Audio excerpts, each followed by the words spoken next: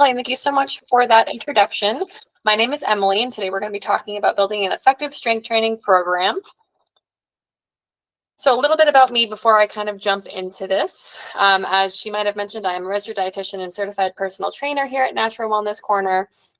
I tend to focus on a more functional and patient-centered approach to nutrition and health. And I really like to kind of also focus on more kind of holistic care. I'm very passionate about health and wellness, from, diet, obviously, as well as, activity and exercise. And my goal really is to kind of help people feel good while still enjoying the things that they love about food and about life. If you are interested in additional services, I do offer nutrition counseling as well as meal planning. And as I said, I am so excited to be here today to talk to you guys about, our topic of building an effective strength training program. So let's jump into it. So our agenda for today, first we're going to talk about what is strength training. So that's going to include the definition as well as some benefits. We'll cover what a proper training routine is going to include, and that will be a warm up and a cool down, proper form, rest, and then what we call progressive overload. We'll also talk about just how to build a program in general, and that will include some examples from beginner to advanced. We'll cover diet to best support activity and energy. And then we'll lastly cover supplements that we may want to consider if we are looking for kind of more effective training. So first, what is strength training? It's also referred to as resistance training or weight training. And it's a type of exercise or activity that involves your muscles working against some sort of resistance. This can be done with body weight exercises as well as external resistance. And that can include things like weight machines, like you might see at a gym, resistance bands, dumbbells, kettlebells, and barbells, medicine balls, and then TRX straps, which are actually pictured here. So some key terms that we're going to kind of cover throughout the presentation that we should know. Reps is the amount of repetitions in a singular exercise. And then sets is a collection of repetitions that you complete consecutively. So a good example of this, the kind of tried and true 3 sets of 10 repetitions. Rest is the time between sets. And then weight is the amount of resistance you're using for an exercise. As we kind of already discussed, this can be body weight, which means no extra resistance on top of your actual body weight. Some other key terms. So these additional key terms, they refer to different groupings of movements and which muscles that they involve. So we have push movements, which use the chest, shoulders, and triceps. The pull movements, which use the back, biceps, and forearms. And then lower body movements, which involve quads, glutes, hamstrings, calves, and core.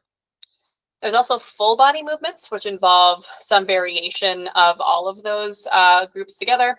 So for instance, a burpee uses push muscles, pull muscles, and the lower body. So some benefits of strength training, there are many that we're going to cover. Better weight management is one of the biggest ones. So it can improve your lean body mass as well as improve body composition overall, and really just kind of help you manage weight, whether that's gaining or losing. It can increase your strength. So this one might be kind of obvious, but strength training often has a very positive impact on your muscle mass as well as your strength or ability. Improvements to bone health. So resistance training or quote unquote weight bearing exercise can improve bone density and lower your risk for certain conditions like osteoporosis, as well as improvements to your heart health. So strength training for even just 30 to 60 minutes a week has been shown to lower your risk of cardiac disease or cardiac death by up to 20%. So definitely a really big impact on your overall cardiovascular fitness as well. Some additional benefits, it can lower your risk of injury. So resistance training can improve your balance as well, just kind of lower overall risk, especially with things like falls. It can help with blood glucose or blood sugar management. So it can be an excellent addition to a treatment plan for disorders of blood glucose. So metabolic syndrome and things like diabetes. We can see lots of improvements to mobility and flexibility. So again, much like lowering your injury risk, strength training can also help you kind of age more gracefully and improve your mobility and flexibility overall. And then there can also be lots of improvements to brain health and function. So strength training can improve concentration as well as prevent or even treat certain disorders like anxiety and depression. There are many other known benefits to strength training, but these are some of what I find to be kind of the most impactful. So what does a proper strength training routine include? It will include a warm-up and a cool down, proper form, this is a big one, progressive overload, and rest. So let's start by kind of covering a warm-up and a cool down. So an effective warm-up helps you improve your performance, reduce muscle stiffness and fatigue, improve your range of motion, enhance your endurance, and helps you avoid injury. This is a big one.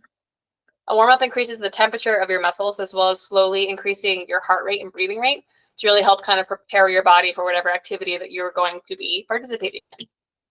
A good warm-up is usually somewhere to 5 to 10 minutes, depending on the activity.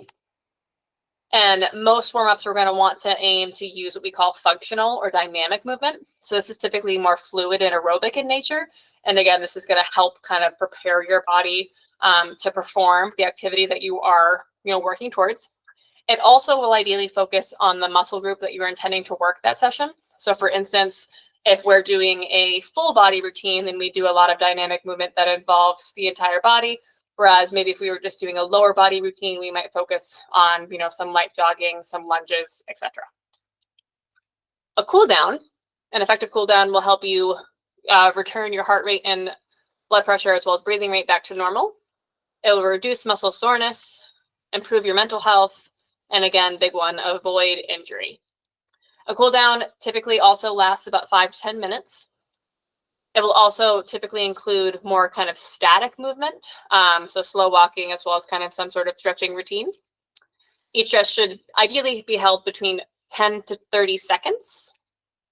And this helps reduce a lot of that buildup of lactic acid, which again will help kind of reduce that muscle soreness and help you recover from the activity, a little bit better, a little bit faster. So it's a little bit, almost you can look at it like opposite to a warm-up. So we're really kind of getting back to that resting heart rate, and we're kind of a little bit more static in nature. So what we'll look at now, we have 2 different videos, both about 5 minutes each, by a creator. Her name is MadFit. She has many resources online that are available for free. She's a really great resource. And it's just going to kind of take us through a basic warm-up and a basic cool down. Hello everybody, welcome back and welcome to your quick 5-minute full body warm-up. You don't need any equipment, it's only 5 minutes, so make sure you can see your screen so you can follow along with me. And without further ado, let's get to it. All right, we're gonna begin by warming up our neck. So we're gonna turn the head from side to side, keeping our shoulders down and chest open.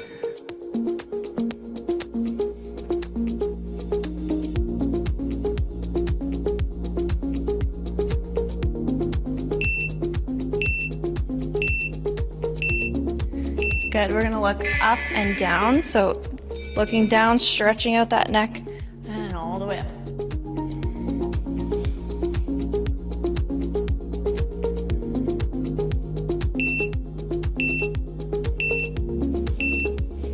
Good, we're gonna roll out our ankles. So starting with the right foot, you're gonna circle the foot outwards.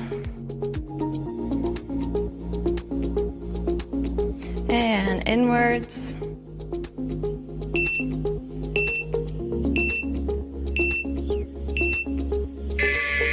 Good, left ankle, rolling it outwards.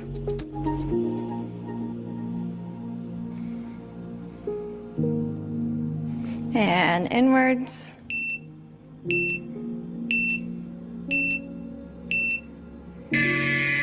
Good, feet nice and wide. Take a slight bend in the knees and circle those arms backwards, reaching those fingertips right up to the ceiling and to the back wall.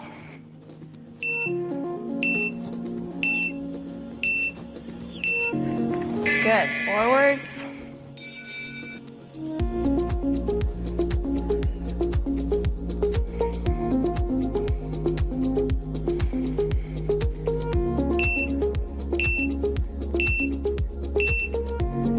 Good, keeping those feet where they are, slight bend in your knees. You're gonna circle the hips all the way around to the front and to the back. So you'll feel the hamstring stretch at the back and the hip flexor stretch at the front.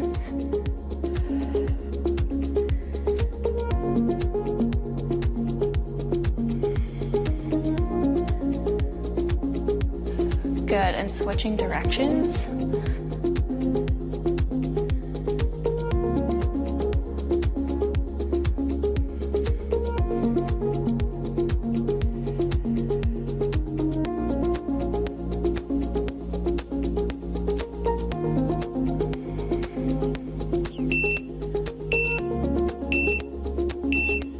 Good, we're gonna step from side to side, and you're gonna bring your knee up to your chest, drawing a big half circle with the knee, so further warming up those hips.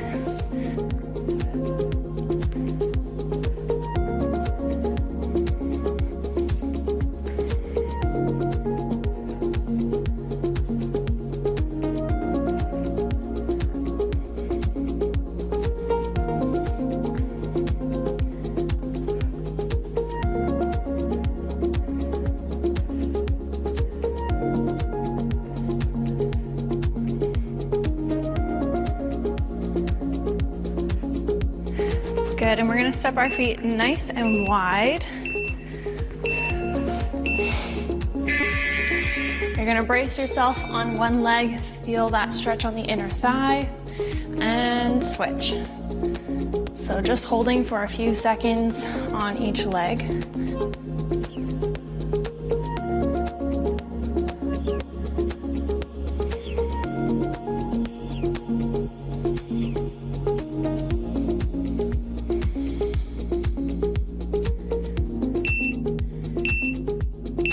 Good, you're gonna come down into this full squat position, opening up those hips. You can place your fingertips on the floor or under your toes, and you're gonna stretch the legs up, stretching out those hamstrings, and then coming all the way down, opening up those hips.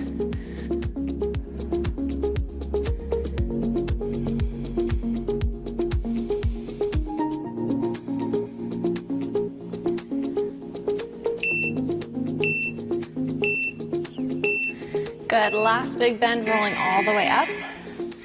Last couple warm-up exercises, you're gonna step side to side, kicking that heel as close as you can to your bum, adding in some arms, warming up those shoulders and that chest.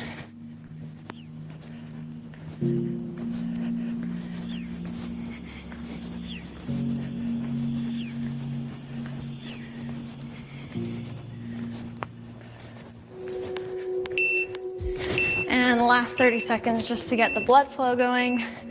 We're gonna do some jump rope without the jump rope. So nice, tight, tiny circles.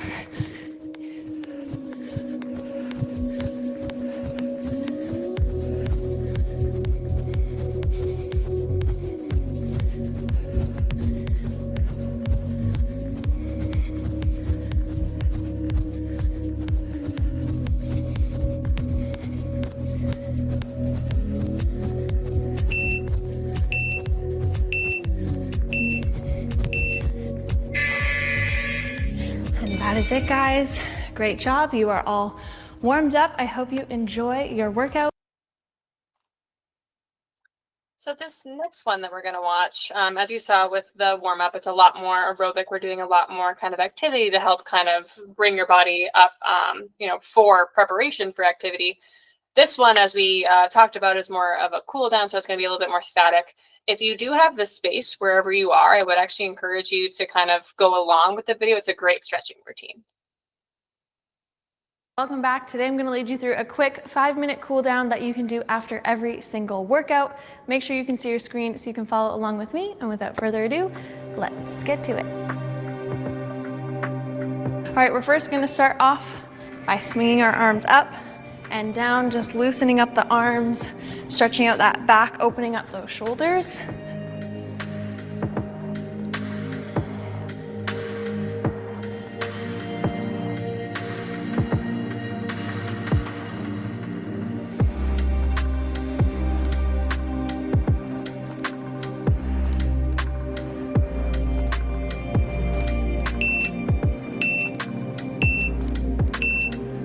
Good, and bring one arm across, press that shoulder down. We're gonna stretch out our shoulders.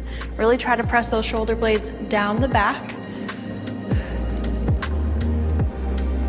You can also stretch out your neck here in this position.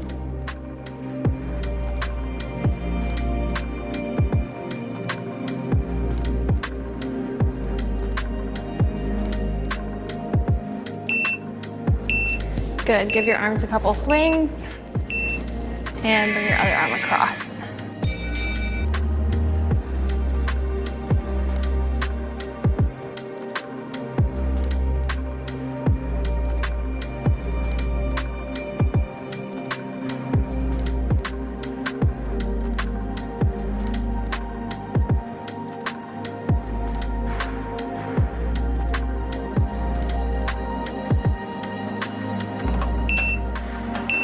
Good, release, give those arms a couple swings.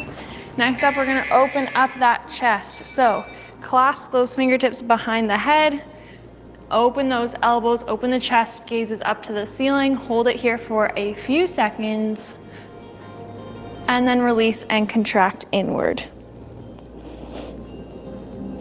And open it up.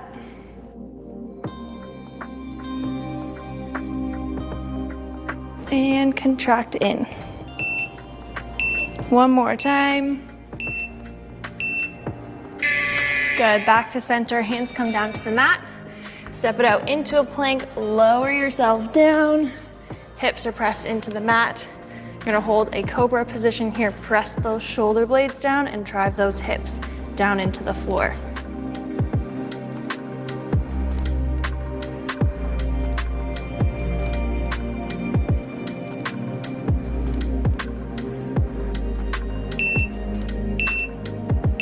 Good, from here you're going to press back, knees are wide, fingertips are reaching toward the top of your mat, forehead is down on the mat, and just taking a few deep breaths here.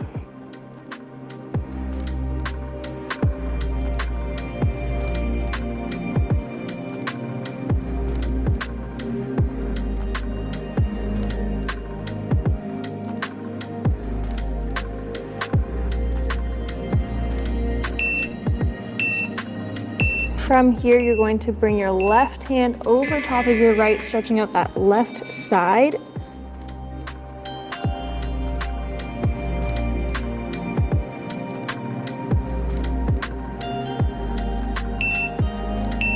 Good, moving through center. And other side.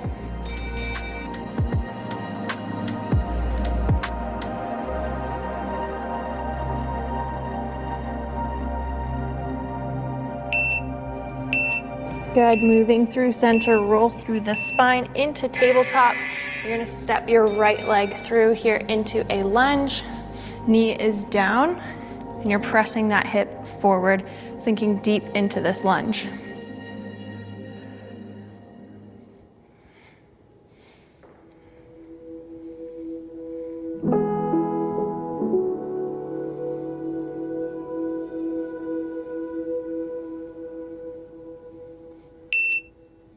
Good, hands down on the mat. Step that right leg back, left leg comes through. We're gonna do the other side. So right hip is driving down into the floor, pressing the right hip forward.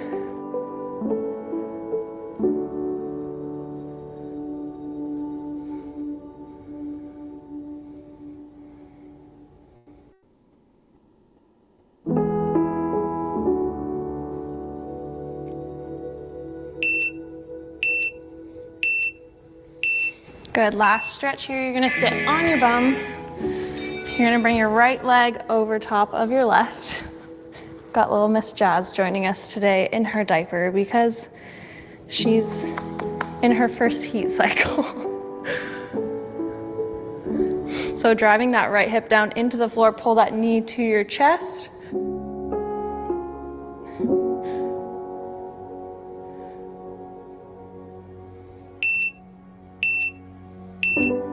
Good, and we're gonna switch legs.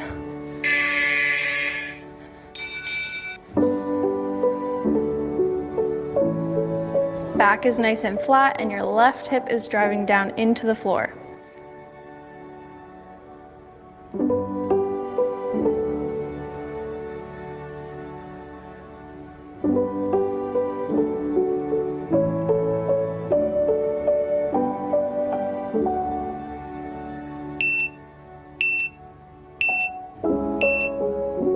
Good, and release.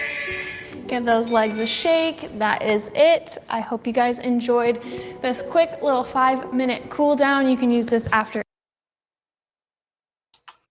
every. Welcome back. Today I'm going to lead you through a quick. There we go. So as you saw, again, when it comes to the cool down, it's a lot more static. It's a lot slower, and you're really kind of bringing yourself back to, like a neutral point. I find when we're looking at, injury prevention, as well as just kind of avoidance of really intense soreness, that having a really proper warm up and a really proper cool down is really kind of vital to, that strength training routine. So now, when it comes to other things that we're considering, we're going to talk about some proper form. So the better your form, the better your results. Proper form will prevent injury, improve the effectiveness of the exercise, and help build muscle. So some things that we want to consider when we're working on form. One is going to be breathing techniques. So we'll talk a little bit more about this as we go, but in most cases, you're going to inhale when you're shortening the muscle or preparing for force, and exhale when you're lengthening or pushing through the force. So for instance, you would inhale as you move downward in a squat motion, and then exhale as you push back up. Breathing is really important to help you kind of, relax, as well as make sure that you're kind of focusing on that proper form. Balance is also really key to proper form.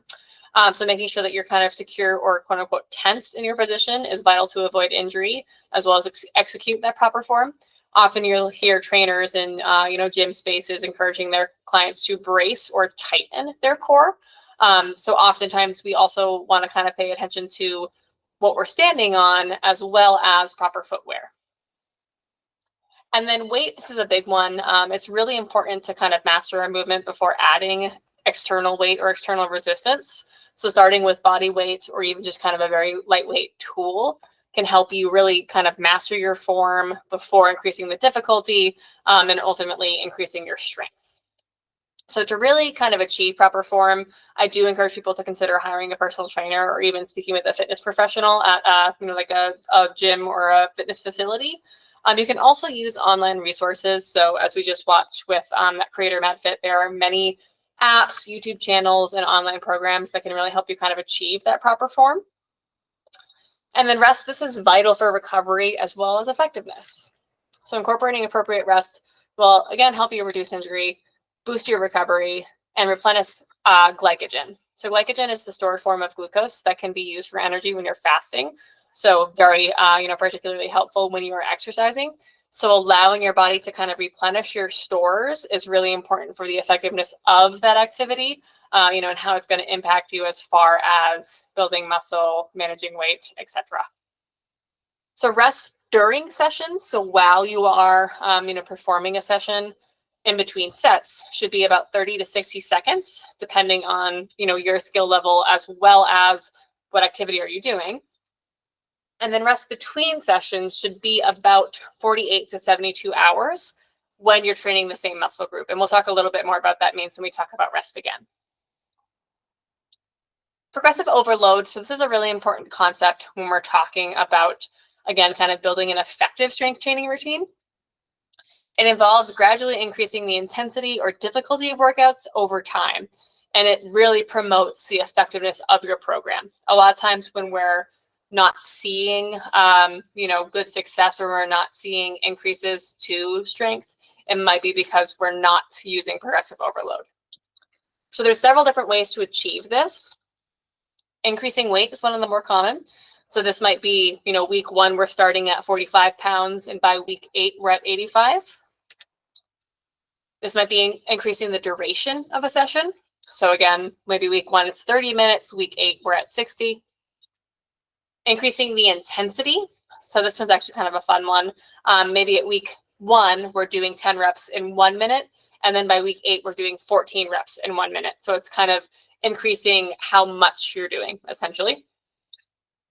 And then lastly, repetitions. This is another one of the most common, just kind of increasing how many reps in each set. So week 1, you're doing 3 sets of 8. And by week 8, you're doing 3 sets of 12. Oftentimes, I tend to use kind of variations or combinations of progressive overload. So I may start with repetitions, increasing that, then increase weight, then increase intensity, then increase duration. It depends on What will your schedule allow, as well as kind of how quickly are you moving through things? Adding progressive overload to your program helps avoid that plateau in gaining strength as well as in endurance. So if you find that you've got a good routine, you like what you're doing, but you're not seeing any more success from it, adding progressive overload can really help kind of up the ante. Variations in progressive overload can also be achieved in a singular session. So for instance, maybe your first set of an exercise is only 8 reps, but the last set is 12. This can also be the concept of exercise to failure, can help increase the effectiveness of your workout. Again, the main thing that I would kind of encourage there is still paying attention to proper form. So how do we build a program? How do we make it personalized? There are a couple different components that we're going to pay attention to when we are going to start building a program. One is time. So obviously kind of taking a look at what do we have available. And very similarly, equipment availability. We'll look at full body versus the segmentation. And we'll look at, again, rest. So that's something that you'll see time and time again in this presentation. So time. How many days do you have to dedicate to training per week? And how much time do you have each session? These are important questions to start, to start asking yourself when you're going to build a strength training routine. Instead of an all or nothing mentality, try to start with small, even 15 to 20 minute increments a few times a week just to kind of get started. With that, we also have full body or segmentation. So how much time you have often dictates which type of workout plan you will follow. A full body workout is typically a little bit more explosive, a little bit more intense, and involves a little bit less rest, but again, not none.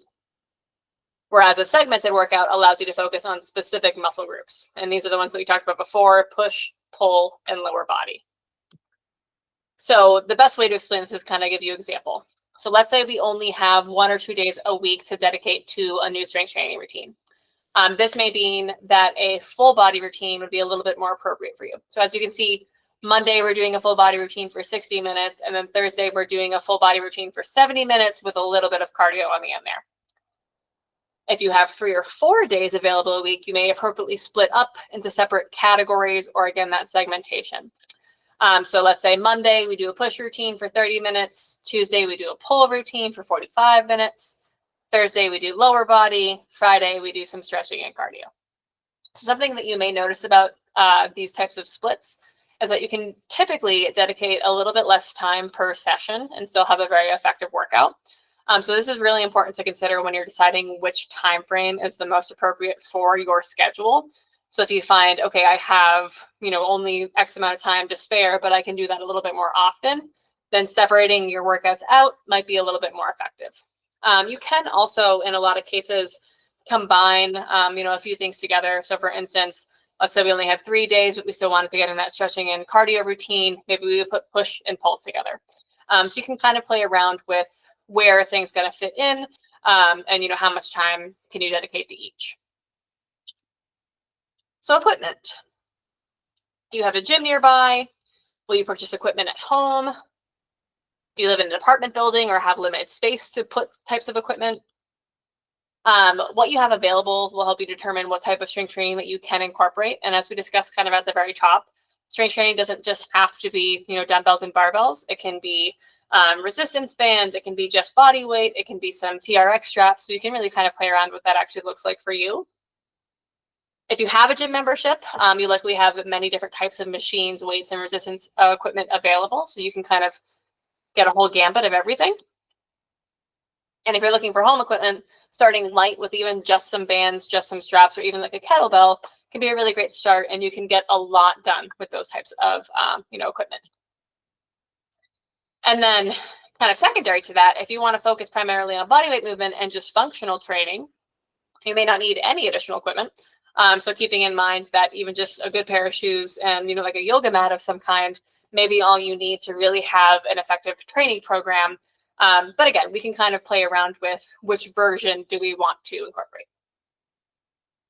And rest. So the second time that we're talking about rest. As mentioned previously, rest is vital for an effective strength training program. So again, not just rest during a workout, but rest after a workout as well. So you want to optimize your rest during a workout as well as after. if you're using the same muscle groups, you should aim for 48 to 72 hours of rest between sessions. So as you saw with the full body example, we had at least 72 hours between those two sessions. Whereas if you're doing two different muscle groups, then you can certainly have them a little bit closer together. If we're really cramming things in very close to one another, then you're not allowing yourself for appropriate rest, and the exercise really is not going to be as effective as we want it to be. Active rest is a concept that is also important for an effective program.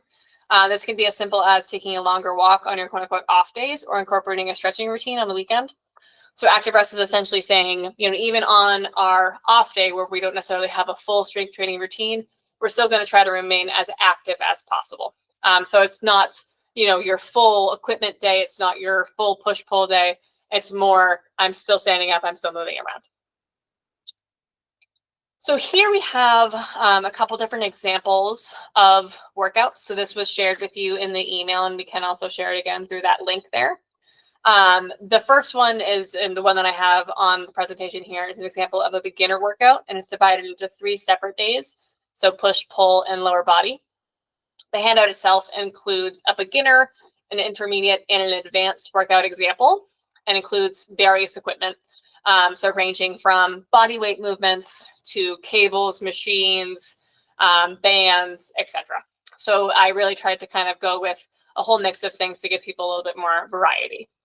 As a quick disclaimer before I actually go through any of these, and I won't necessarily go through them in complete detail, these programs are very generalized. So your specific needs, your goals, your injuries, or your abilities, they may differ, but this is kind of a good starting point, if anything. So the first day, our push day, we have a variation of things, a triceps push down, shoulder shrugs, lateral raise, kickbacks, and then a kneeling push-up. And as you can see, all of the sets and reps are included here, along with a brief description of how you're kind of going through that motion. The pull day, we have a seated row, a seated bicep curl, and a lat pull down. And then for the lower day, we have a body weight squat, body weight good mornings, leg extensions, and calf curls. So again, a big variety of things when it comes to what equipment are we using, what is the resistance that we're using, but you can kind of customize it to yourself. So now let's talk a little bit about dietary strategies to really support activity or, again, a strength training routine. Several dietary components can greatly affect your strength training. For starters, the quality of your diet may impact how quote-unquote easy it is for you to feel the positive effects of your training. So by that, I mean, if we have, let's say, a very whole food inclusive diet, then we may feel a lot better with our strength training. We may feel a lot more of that energy and that strength increase. Whereas maybe if we have a less balanced diet, we may not feel those symptoms quite as much. Not getting enough food will also negatively impact your energy levels, as well as your muscles' ability to recover. So this is actually something that I see sometimes in this kind of cross-section of diet and exercise, is when someone's trying to potentially, work on weight management, they're in a calorie deficit, but they've got it a little bit too low, and they're not seeing any improvements from their exercise routine. So making sure that you're getting enough is also really vital to, again, kind of give you the best bang for your buck, and make sure that you're getting enough out of your workouts. So let's talk about a few kind of key features to dietary strategies to support that activity. We'll talk about the timing of meals. We'll talk about protein intake, fiber intake, and then lastly, hydration and water. So the timing of meals. When you eat your meals can impact your performance within a workout. Ideally, you want to eat 2 to 4 hours before your workout. This should be a nutritionally dense meal and include protein, carbohydrates, and healthy fats. So this would be kind of like a heavy meal. So you don't necessarily want to have that too close to an activity. Post-workout, it is best to focus on recovery. So this would be, typically a higher protein option, maybe even like a protein shake, as well as lots of fluids. There's many different ways to kind of schedule out your meals to really support a strength training routine, but I definitely kind of focusing on not having something too close and making sure that we are really optimizing protein intake after. So these are just a couple of examples of piecing together meals pre and post workout. So the plate model on the left there is a great visual tool for a balanced meal. It includes high fiber carbohydrates, lean proteins, healthy fats, and plenty of vegetables. So this would be something to have that in that 2 to 4 hour mark before a workout. And then after, a workout routine, something like a protein shake, as I mentioned, may be suitable, especially if you're someone who's on the go. So speaking of protein intake, let's talk a little bit more about that. Protein is vital for building strength and muscle mass, as well as many other functions within the body. One of the most important is energy. At baseline, you should try to eat at least 0.8 grams of protein per kilogram of body weight. But when you're working on a strength training program, for that to be effective, protein intake should actually be a little bit higher, around 1.2 to 1.7 grams per kilogram of body weight. And this really depends on the intensity of the workout, as well as, the individual certain needs. An example, and if a 150-pound person would ideally consume between 82 and 116 grams of protein per day if they were implementing some sort of strength training routine. Fiber intake. So fiber is crucial for many things, including gut health, heart health, and even brain health. It's also vital for hunger and satiety. Higher fiber diets tend to lead to better hunger control, which ultimately can lead to a better balanced meal or snack. Including high fiber foods in your diet regularly can improve your overall health, as well as improve your strength training routine. Men should aim for 38 grams of fiber per day, and women should aim for about 32 grams. And then here are just some high fiber foods: artichoke, raspberries, black beans, bulgur, and other types of whole wheat, and lentils, as well as pears and other types of fruits. So many of us, I will say, do not get enough fiber. The average intake of fiber for Americans is about 10 to 15 grams, so definitely not that 38 or 32.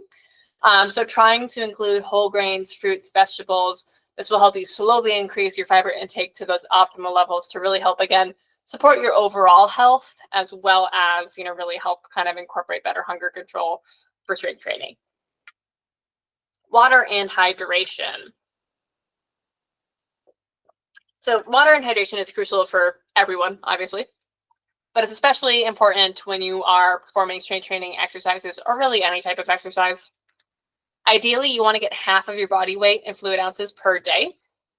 And when training, you also want to make sure that you drink plenty of water prior, during, and after.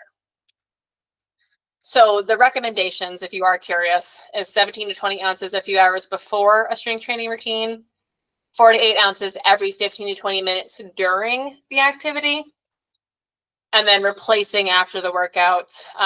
They say to do typically 3 cups per pound of weight lost. That involves a lot of weighing yourself and doing a lot of calculations. Typically trying to get at least 20 ounces would be ideal. So another quick example, if you're 150 pounds and you're just kind of getting a baseline water intake, that's about 75 ounces per day. But if you're training for 1 hour, you'd actually want to get an additional 64 total. So that includes the 20 ounces before, the 4 to 8 ounces every 20 minutes, and the 20 ounces after. So it definitely is a lot of water, but being adequately hydrated is going to be really important for really, again, kind of all aspects of health, including, energy, brain function, GI function, a whole slew of things. So now let's talk a little bit about some supplements that you might want to consider if you're trying to implement a strength training routine into your kind of daily life. A protein powder or shake, as we kind of briefly talked about, can be something to consider. Branched chain amino acids, or BCAAs, creatine, and then an electrolyte powder. Some other supplements that I won't highlight, but can certainly be helpful for overall health and energy: a good multivitamin, magnesium, vitamin D, especially in this area, and then even a B complex. I will also mention, it's not a supplement, but caffeine can also help with athletic performance if it's used appropriately. So let's talk a little bit more about each of these guys. A protein powder or shake is a great insurance policy to reach your daily protein needs. Be mindful with brands and ingredients, as obviously not all powders are created equal. And then a quick note on timing, as mentioned previously, protein is best utilized by muscles in the 30-minute window after activity when you are incorporating strength training. So the reason that I like to call it an insurance policy is, as you saw with the protein intake slide, that can be a little bit of a high number. So having a protein shake can really help you get to that number without doing too much more when it comes to preparing meals. Branched chain amino acids are essential amino acids: leucine, isoleucine, and valine. They're the building blocks of muscle protein. So taking a BCAA can help prevent muscle wasting or breakdown. Some benefits can include increased muscle growth, decreased muscle soreness, and reduce muscle fatigue. Again, same as same as protein powders. Be mindful with brands, as many of these guys have other additives.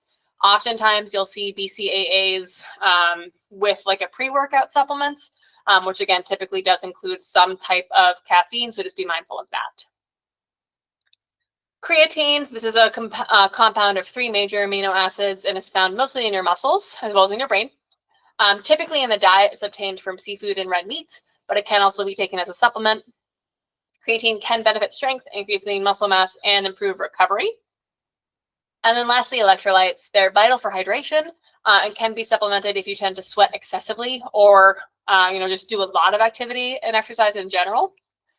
Again, there are many different powders, there are many different mixes out there, and none of them are created equal. So paying attention to, ingredients, would be vital there. As just a general kind of one of my favorite brands that offers actually all of these is called Naked Nutrition. So they have protein powders, BCAAs, creatine, and electrolyte mixes. But there's quite a few brands out there that do a really good job of not having too many additives, but still giving you, kind of good quality. So if you're wondering to yourself, what should I personally take? So wondering about specifics, what would be more ideal for you in your specific situation, I would recommend seeing a dietitian. Or you can even kind of come into the store here and talk with Marty or myself if you're curious about things that may benefit you. And then a quick note on cardio before we actually wrap up and get to some questions. I know I didn't necessarily touch on cardio too often in this presentation. It can still be a very vital piece to your workout routine. So I do like to kind of mention it on the end. Benefits of including cardio in your routine could be improving cardiovascular strength, improving endurance, lowering your blood pressure, improving lung capacity, helping with weight maintenance, and aiding in sleep. You can include cardio in your strength training routine by including a well-rounded warm-up or by, again, kind of performing that quote-unquote active rest on your off days. There's a lot of debate on cardio's inclusion if your goal is body weight or body composition change, rather.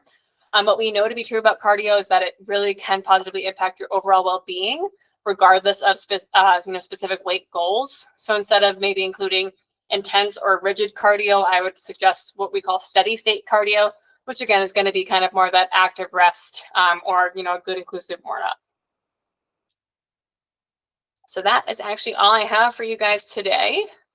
So we can go through some questions. I will also briefly mention, just as a kind of quick reminder, if you are interested in additional services, I do offer nutrition counseling, and that can be covered by insurance. And here are some of the insurances that we take.